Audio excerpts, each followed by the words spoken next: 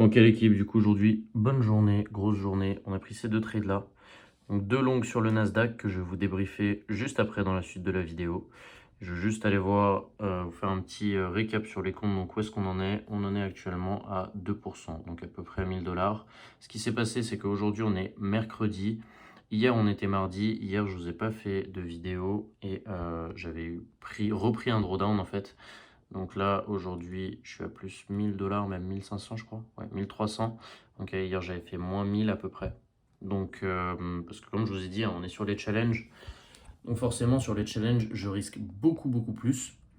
Et puis, bah, quelquefois, il y a des fois où j'ai pas forcément envie de vous faire de retour sur mes journées de trading, surtout quand c'est des mauvaises journées. Moi, j'essaie de passer à autre chose le plus rapidement possible. Mais de toute façon, quand je prends des stop loss, etc., je vous le dis, hein, je suis totalement transparent avec ça. Mais voilà. Donc ces comptes-là prennent un peu plus de temps à valider que les premiers 250K. Mais on va y arriver. Là, j'aimerais bien les valider honnêtement sur le reste de la semaine. Si demain et après-demain, on a des bonnes journées, ça peut être possible. Donc ce serait vraiment le top. En tout cas, je vous laisse avec l'analyse détaillée de ces deux trades qui ont été pris aujourd'hui. Et ouais, je vous dis à toutes. Ok, donc ici on se retrouve pour l'analyse détaillée de ces deux trades qui aujourd'hui m'ont fait gagner 1300 dollars à petit peu près, ouais, un petit peu moins de 1300 dollars, donc sur les trois comptes comme d'habitude. Ici, bon, les trois comptes ne sont pas exactement au même niveau, je ne sais plus exactement pourquoi, peut-être qu'une fois je suis rentré en différé sur les comptes. Bref, c'est pas un problème, ils sont presque au même niveau à quelques dollars près. Donc, on est actuellement à plus 2% sur ces comptes grâce à ces deux trades.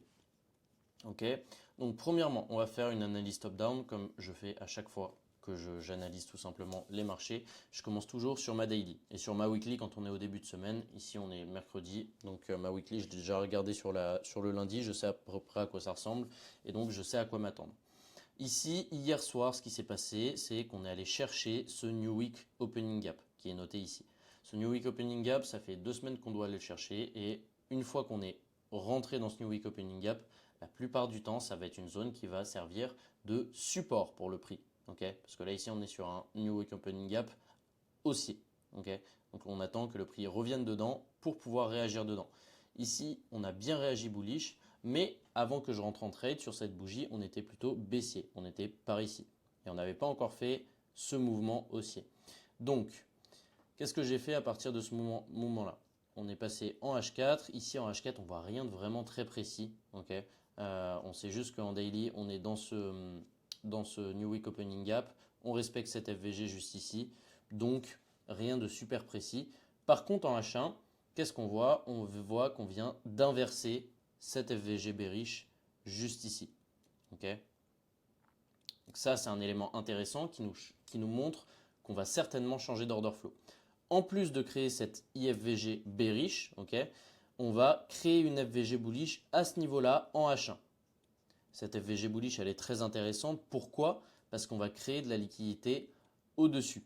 Ici, si on va en 15 minutes, on voit qu'on crée cette liquidité-là, celle-ci et celle-ci. Et ça crée une zone de support pour les traders retail qui vont mettre leur stop loss en dessous de ces niveaux-là. Et comme vous le voyez ici, moi, qu'est-ce que j'attends? J'attends qu'on vienne dans ma zone d'intérêt. Donc, on est venu dans ma zone d'intérêt qui est la FVGH1. On prend ma liquidité en 15 minutes. Okay, donc là, tout est parfait. Et ici, qu'est-ce que j'ai attendu? J'ai attendu tout simplement l'inversion de cette FVG en 5 minutes. Okay. Ici, c'est un setup en 5 minutes. À chaque fois que je rentre sur des trades avant la session de New York, donc avant 9h30 New York, ça va être des setups en 5 minutes parce que c'est beaucoup plus propre.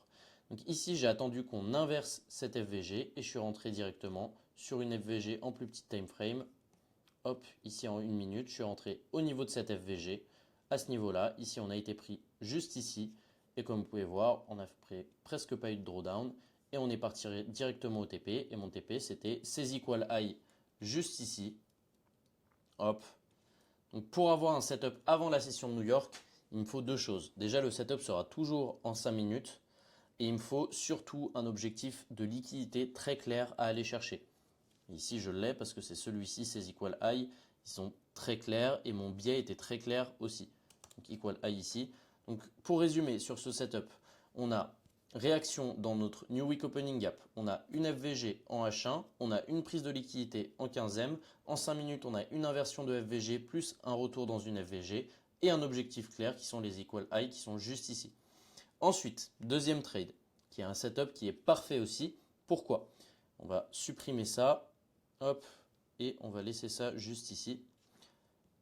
On va passer en H1, parce que au-dessus de la H1, on n'a pas besoin, c'est exactement le même biais. Qu'est-ce qu'on voit à ce niveau-là? On a créé une FVG bullish en H1 à ce niveau-là. Ok, ça c'est parfait, ça va être une zone d'intérêt pour nous. Qu'est-ce qu'on va aller regarder ensuite? On va aller regarder en plus petit time frame, est-ce qu'on va créer de la liquidité au niveau de cette FVG? Ici, on voit quoi? On voit qu'on a des equal lows en 5 minutes qui sont exactement au niveau de la FVG. Donc ça, c'est notre prise de liquidité. Ici, on a notre prise de liquidité. Hop, prise de liq. Ici, parfait. On vient chercher notre liquidité. Ce setup-là, pour le coup, il a été pris en 1 minute. On voit qu'on a beaucoup plus de volatilité. Ici, on arrive à 9h30. Beaucoup de volatilité. Hop, on va chercher notre liquidité. Qu'est-ce que j'attends à ce niveau-là? J'attends la création, premièrement, d'une FVG bearish. Notre FVG bearish, elle a été créée où? Elle a été créée juste ici. Une fois que je vois qu'on a créé mon FVG bearish, je vais attendre quoi? Je vais attendre tout simplement le fait qu'on inverse cette FVG avec du displacement. Okay, donc là, ici, ce mouvement était très rapide. On peut voir qu'on a été beaucoup plus impulsif à la hausse que à la baisse sur les derniers mouvements. On inverse notre FVG. Je suis rentré market directement ici. Mon stop loss placé sur la dernière prise de liquidité. Ici, on peut voir qu'on a eu un petit peu de drawdown sur ce trade et ensuite qu'on est parti directement au TP.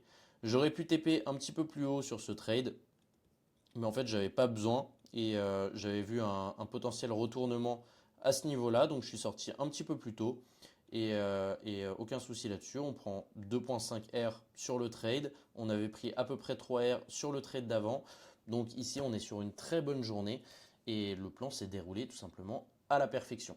Okay, donc la leçon à retenir de ça, c'est qu'il faut vraiment éviter de prendre trop de trades pendant les périodes où vous allez prendre des stop loss. Okay, donc moi, par exemple, hier, j'ai eu une journée où j'ai perdu de l'argent parce que j'avais risqué beaucoup sur mes trades comme je le fais d'habitude en challenge. Okay, donc j'avais perdu environ 1000 $. J'avais fait 500 $ sur chaque trade. Les deux trades ont SL. D'accord. Si vous continuez de trader, parce que j'aurais pu continuer de trader et potentiellement avoir un TP et rattraper tout, mais potentiellement aussi perdre le compte tout simplement. Okay, donc ce qu'il faut retenir là-dessus, c'est que quand vous tradez, essayez de vous limiter et de savoir le nombre maximum de trades que vous devrez prendre par jour. Moi, en général, c'est 2 trades et c'est très rare que j'ai 3 trades par jour par rapport à ma data, par rapport à mon backtest. Okay, c'est vraiment quelque chose qui est super important parce que ça va vous aider à respecter votre stratégie sur le long terme.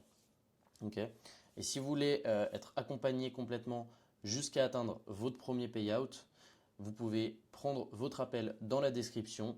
Okay, c'est le premier lien et on voit ensemble comment je peux vous aider à atteindre la rentabilité. Sur ce, moi je vous dis ciao pour le prochain épisode. Okay, là on est super impulsif à la baisse. Enfin, je dis ça forcément, c'est au moment où on est impulsif à la hausse. Mais voilà, on avance bien sur le compte encore une fois. Il y a eu beaucoup de trades, de journées mouvementées aujourd'hui. De toute façon, je vais vous faire le débrief. Et puis, ouais, on est parti pour ça. Hein.